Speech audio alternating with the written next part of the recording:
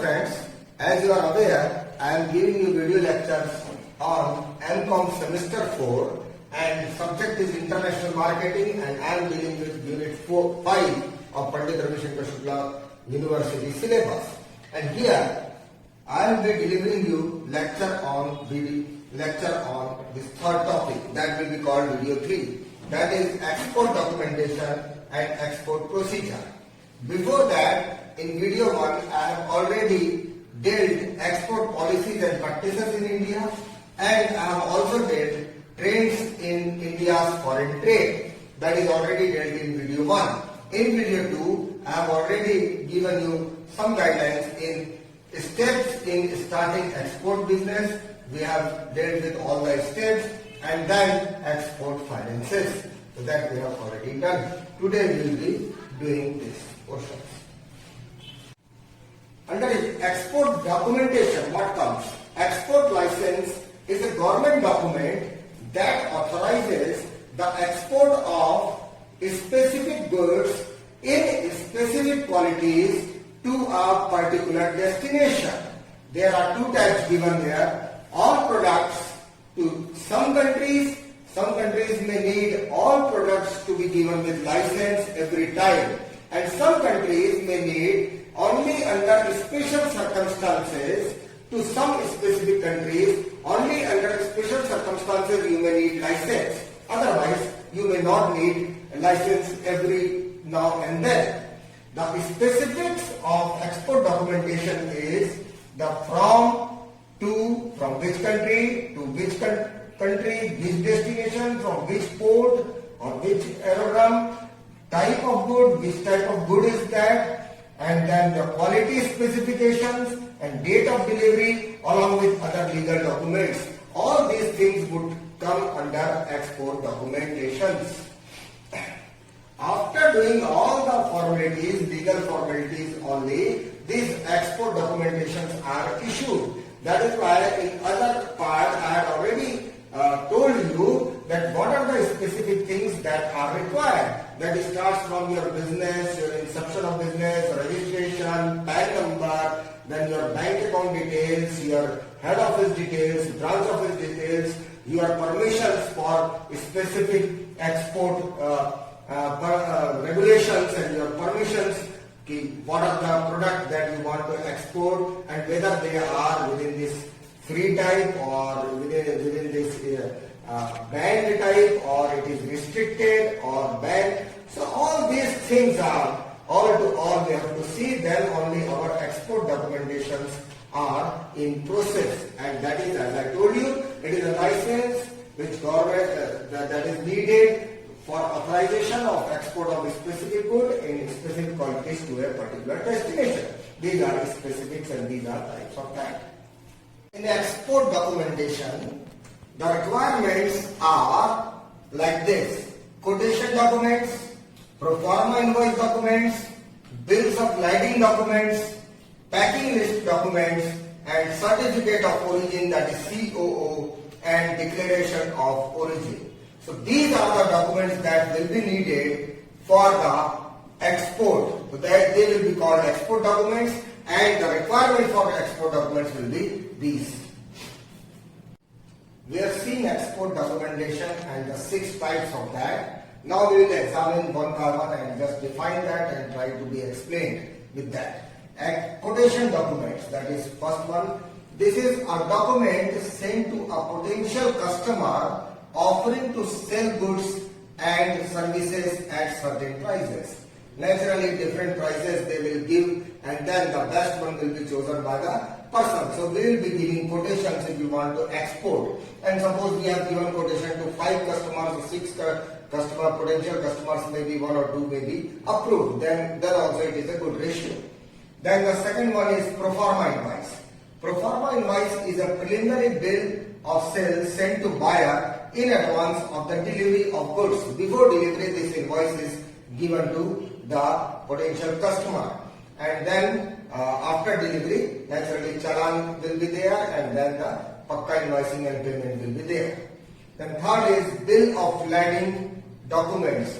It is a document issued by courier to acknowledge receipt of cargo for shipment. It is very necessary for the shipment, and then because of bills of lading and it is issued by the courier, then the acknowledgement process will be very easy and it doesn't get like cheated. Then there's packing list documents. It is a detailed document that states all of the product and packaging details. In packing, all the details will be there and the details should be matching with the packing list.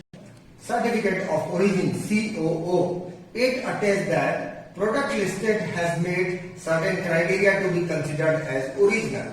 It is basically testing that the product, whatever we have given, that is original. Whatever we have sent or whatever we have exported, that is original. That original certificate is there. It is also called COO. And then declaration of origin, DOO.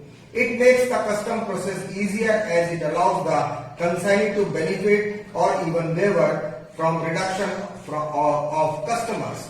That means that is a certificate that the particular product, the particular bulk is going through this port. So time and again the taxes and other duties and custom duties are not imposed. Not taxes, custom duties are not imposed, and it is a benefit also. And at times waiver is there, and at times some relaxation is there as per the prevailing rules and regulations. So that is something about export documentations. Now the next topic will be export procedure. Number 1, receipt of an order. The first procedure is receipt on the order. On the basis of offers sent to the various potential customers, as we are there to export our business, we keep on sending information about our product to various countries, particularly small countries, the countries who are in need of that, and then on the basis of offers sent to various potential customers, if our offers are found found suitable on the basis of the factors are the prime factor is price, then quality, delivery time, services, credits, export permission, permissibility, etc. These are various factors. On the basis of that, our order may be, the interest may be shown by the importer. Then the purchaser sends an order to us and it will be the very first step. So that is the first step. And then the second one is obtaining license and quotations. After receiving an order, the second step will be obtaining licenses from concerned authorities. Now when we have got the news that somebody is interested in our product, then we start doing process, getting license, obtaining licenses from the concerned authorities, and then the quotations will be finalized. After that, this quotation is going to be finalized, and then we will move to the third step. The export procedure, the next step is third step, that is letter of credit. It is a letter issued by one bank to another bank, especially one in different countries, where naturally export is done in different countries. So from this country's one bank to the other country's other bank, and which is already established or selected by the exporters and importers, and their aim is to serve as a guarantee for the payments. Banks actually do not give payments, but they take guarantee, and if payment is failed, then bank comes into the action. That is called letter of credit. Letter of credit is a letter from a bank guaranteeing that a buyer's payment to the seller will be received in time, and otherwise bank will be required to cover the full or remaining amount of purchase. So that is a complete guarantee being taken by bank through letter of credit. So that is the next step in the procedure. Then fourth step will be fixing the exchange rate. In this step, currency's value is fixed by a monetary authority against the value of another currency. So there are authorities which run this thing, and on the basis of the value on that particular day, they fix the exchanges. The step will be exchange formalities.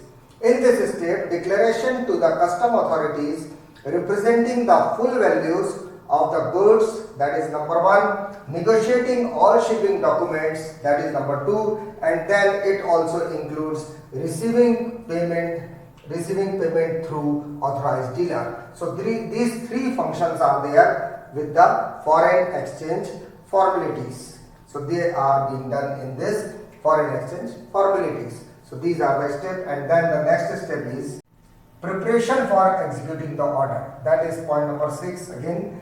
It is a stage towards the completion of a buy or sale order. It is most important. It is the backbone of the procedure, the execution of the order.